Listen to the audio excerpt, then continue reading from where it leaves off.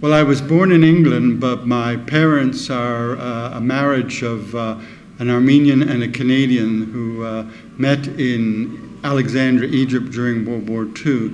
So on my mother's side and my grandmother are Armenian, and my Metzmama, my grandmother, was an orphan of the genocide. So I grew up mostly in Canada, but I was born in England, and I'm very much part of the Armenian-Canadian heritage. And what was it that called you to Armenia for the first time, and how did it happen that you Well, I was drawn to Armenia because I wanted to know more about my heritage, my mother's heritage, my grandmother's heritage, and the relatives, most of whom perished during the genocide, of course. I've been here 9 times since 2005. I come usually every spring and sometimes more, but it's a long way and it's quite expensive. So usually I come for about 5 or 6 weeks in the spring, and I have lots of meetings. The first trip in 2005 was special because as a diaspora Armenian, you come with expectations, but also stereotypes. You know, you don't know as much, and many of the people you're talking to share those same stereotypes. So it was an overwhelming experience in a positive way. I learned so much. I also realized I had so much more to learn. But wherever I went, people would tell me these very powerful stories. And so many of my poems in the book Ancestral Voices and in other poetry books, including Return to Armenia, are inspired by their stories. So in some ways, I'm the chronicler of their stories. And in what events and what activities have you participated in Armenia during your last visits? Well, I have many roles, or we say many, I wear many hats. So first and foremost, I'm a diaspora Armenian, so I have experiences in that way. And I meet with other diaspora Armenians. I'm also a professor of political science, so I meet with officials at universities, American University, Yerevan State University, Russian Slavonic University, but also members of the Ministry of Foreign Affairs and Ministry of Defense. So there is the political science role, and each year the friendships are deeper, the number of people I know are larger, and we are able to go into more and more detail. And then lastly, but not leastly, I am a poet, so I work with other poets from Artsakh and Armenia and the Writers' Union. So I've been doing more and more with the Writers' Union. Ironically, more often now I'm introduced first as a poet and second as a political science professor. And you have participated in an international Poets Festival? Yes, as part of the international book celebration, there was an international writers conference or poets conference, and they had members from the Republic of Armenia participating, writers from Artsakh, members of the Armenian diaspora, and then poets from other countries as well. So it was wonderfully dynamic and varied, and we met at Sakadzor as well as in Yerevan, and it was a very exciting week. And I formed many new friendships and renewed others.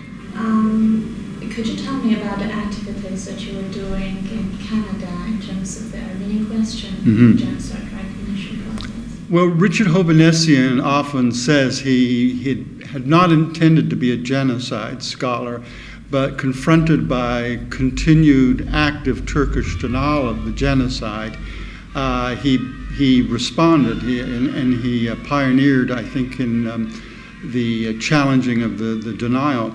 So in my case, I wanted to know more about what had happened in 1915, and I did originally archival work looking at the old Canadian newspapers day by day in 1915. And then at some point in the early 1990s, a Turkish consul in Canada wrote a letter denying the genocide to the same newspaper that I had been reading the documents in 1915. So I responded with some of the headlines about what was reported in Canada in 1915 when things were happening, the genocide was occurring. And from that point on, people asked me to do more and more. First invited to a conference, giving a paper, then a book that was part of helping Canadian members of Parliament recognize the Armenian genocide. So Lauren Shrinian and I wrote a book in 2001 encouraging Canadian parliamentarians to recognize the Armenian genocide. And from that point on, I've been doing more and more work on genocide to the point that now I'm even teaching courses on genocide and human rights. In Canada and hopefully elsewhere in the world, yes. We're negotiating the possibility of my teaching here in Yerevan. I would like to ask you, in case Turkey does recognize the Armenian genocide, what do you think the reparations should be, and what do you think the Armenian stance should be after that? Well, this is a huge question. At the moment, the harsh reality, the sad reality is that for almost a century, Turkey has been engaged in active denial, spending millions of dollars, criticizing and attacking people who write about the Armenian genocide, not only Armenians, but experts who are non-Armenian who write on the Armenian genocide. So my sense is that there is no evidence that the government of Turkey will recognize the Armenian genocide before 2015. However, since Hrant Dink's assassination, to my pleasant surprise, young people, activists in Turkey are more mobilized, more than I expected. I thought, after a week or two, people would just go back to the way they were before. But I think Hrant Dink was a redefining figure for Turks about recognition of the Armenian genocide and the Armenian question. So I see the young Turkish society, or a portion of it, increasingly willing to say, well, we recognize the Armenian genocide, we will do something to write about it, to acknowledge it, to mourn on April 24th. So we'll see that. But I think I will be even older than I am before Turkey officially recognizes the Armenian genocide, sadly. And I think part of the problem is in Turkey, it's very, very hard with their ultranationalism to admit major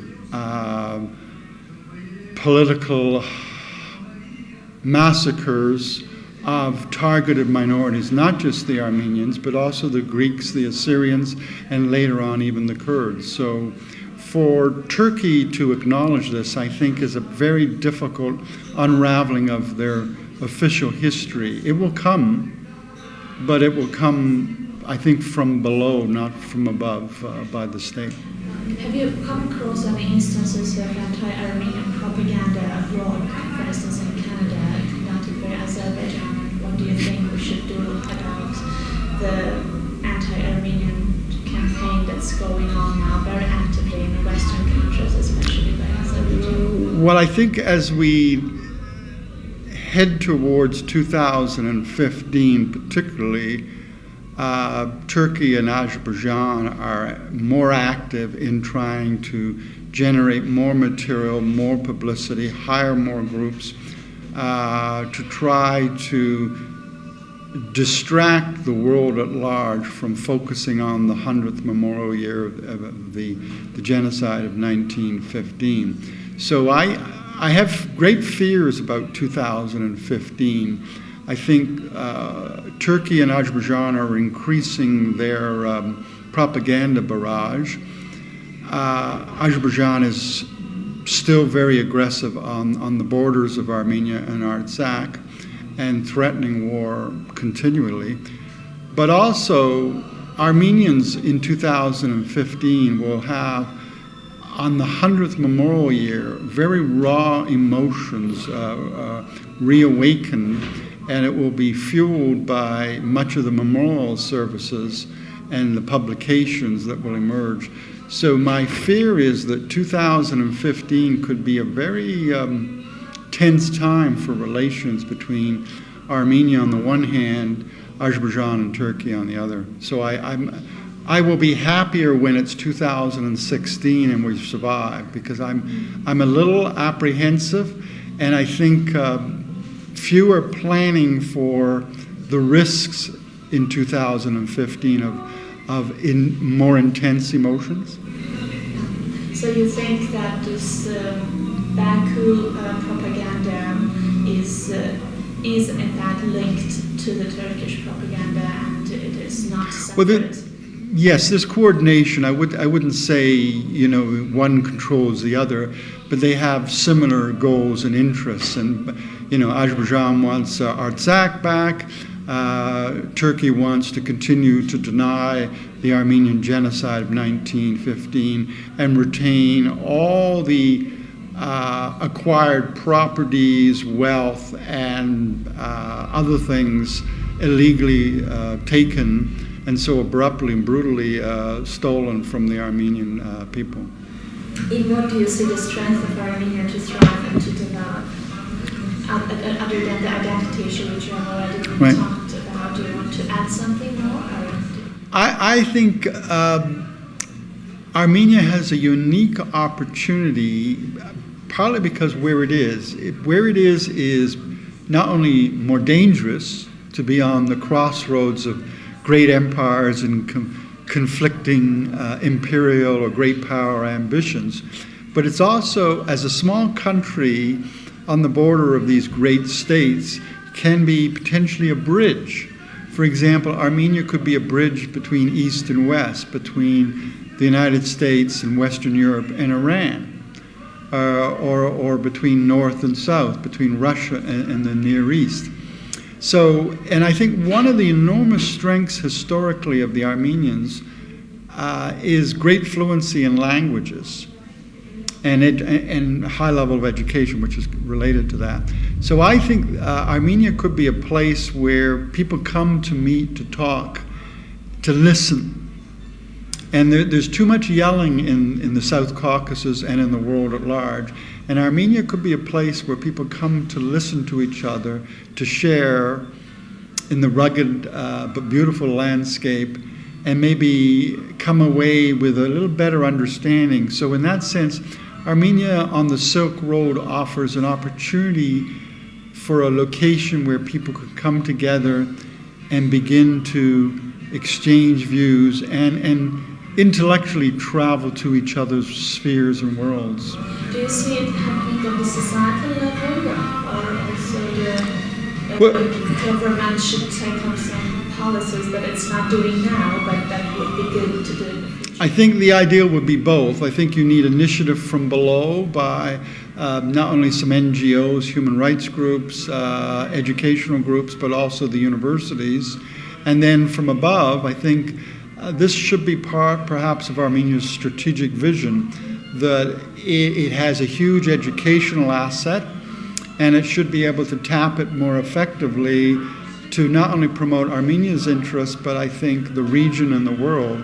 And I think, with all the concerns about Iran, South Caucasus, and East-West relations, not to mention the Middle East in general, Armenia has potentially a unique role to play. Like Canada, I think Armenia should think more of intellectual and moral leadership in the world, not less. So would you like to add something that we haven't talked about and you would like to? Well, you've asked excellent questions. I would just say that each time I come here, I continue to learn, and I'm overwhelmed by the generosity and the great powerful stories that I hear. The Armenians have endured so much, but still have hope in their families and hope in their future as a nation, despite the very significant ongoing problems. Do you share that hope? Yes, I do.